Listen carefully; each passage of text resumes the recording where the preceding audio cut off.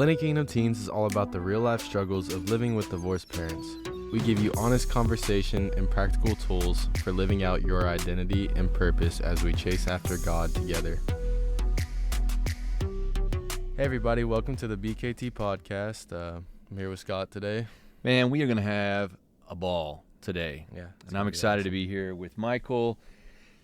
And we're just going to have fun. Yeah, let's do it. So, you're kind of a rookie podcaster, Michael. I mean, but you're getting more comfortable with this. A little bit, you know, All right. Working on it. It's going to be awesome. So tell them what we're going to talk about today.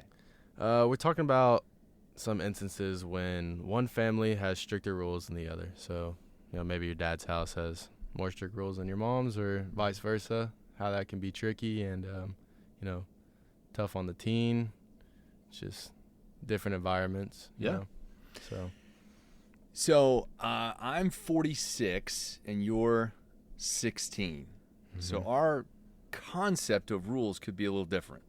So I just want to, we want to get inside a 16-year-old's brain or a 12-year-old or however back you can remember.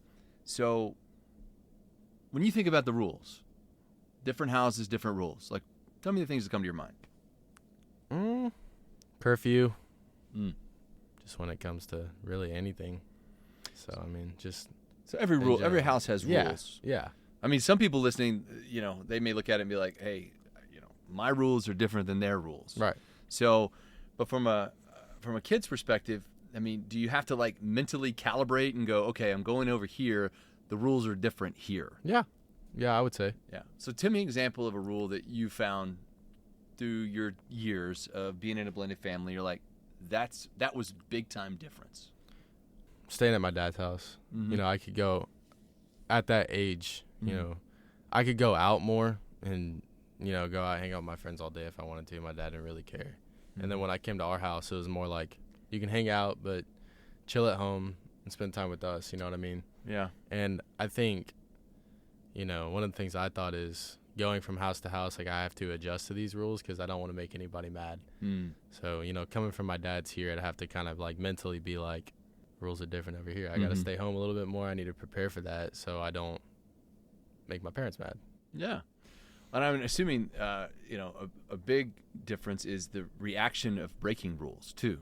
So everybody, and this Very is not much just so. blended families, this is anybody, you know, consequences, reactions are different. Right. You know, so what would, as a kid, how did you navigate that? You're like, okay, I'm getting in trouble. You only have two. You have four parents, which is even more to navigate because you have four different people who react differently. Right. So when you broke a rule, how did you like distinguish the reaction? I feel like there's always one house that's going to be a little bit more strict on breaking rules than the other. Like, you know, if I got caught something doing I wasn't supposed to be doing, you know, my dad would be like, this is your last chance, you know. But in other cases, at our house, you know, it's not really last chance thing. It's like I had my last chance. So it's just like I feel like breaking rules at one house can be a lot more detrimental to, you know, your freedom than others. Your freedom. Your freedom. Oh, my gosh. You say it like your prison freedom, but anybody who's listening knows that a 13, a 14, and definitely now a 16-year-old child views freedom in a different way. Yeah, well, when I say freedom, I mean, you know, can I go to Sonic with my friends tonight? Exactly. Yeah, you it wasn't like you know, were trapped inside of a room. No. But I think that's important to kind of notate because I think kids look at punishment, and we were talking about rules, but punishment is different in every home, and kids look at punishment very differently. Right. You know, there's corporal punishment, there's spankings. You know, you're 16, you don't get spanked now. Yeah. You know, and there's grounded when you get older, and then obviously, and you and I have talked about this, as you get older, you have more to lose. Right. Especially when you break a rule, there's more consequences. Yeah. So one of the things about blended family and kids and punishment that we've talked about before, and it's the concept of I'm doing something wrong, but I'm just about to transition to the other house, so I'm not going to feel punishment over there the way I'm going to feel it when I'm, you know. So it's like, you know, you're leaving on a Friday afternoon, but on Thursday night you do something wrong, and you're like, come on, well, wait, I don't have to be here. I'm getting off the hook. I'm getting off the hook. Yeah. And I'm going over to another house where they're excited to see me, and I'm not in trouble. Tell me that's not a real thing. That is 100% a real thing. And if anything, if I was gonna break a rule, it would be the Thursday before I went to the other house, because I don't have to deal with it. So not only is it a real thing, it's strategic in terms of time frame. Like on Monday, you're like, I could do this today, but I would feel punishment. But if I wait until Thursday, strategically placed. Exactly. And then there's got to be that oh man moment when it's like, oh, parents talked. They're gonna share the story, and I'm gonna be in trouble in both houses. That's when you realize your strategy wasn't so strategy after all. Yeah, but you kind of play the rules. I mean, you got to play the game. You know, it's like, okay, it may not happen every time. Yeah. So if you were given advice, Michael, and this is really kind of, to maybe a parent listening, hey, that there are rules that are different in both houses. As a kid, would you prefer they be the same? Yeah, I think so. I'd say for most people, for most teens, it's hard enough by itself to transfer, from house to house. Mm-hmm. It's just a different environment. But, I'd say for me personally, keeping the same rules would help a lot, just because of how different they were. And I don't know if that's the same, situation for most people. But I would say, I feel like most people would think that would make it easier. Yeah. It wouldn't.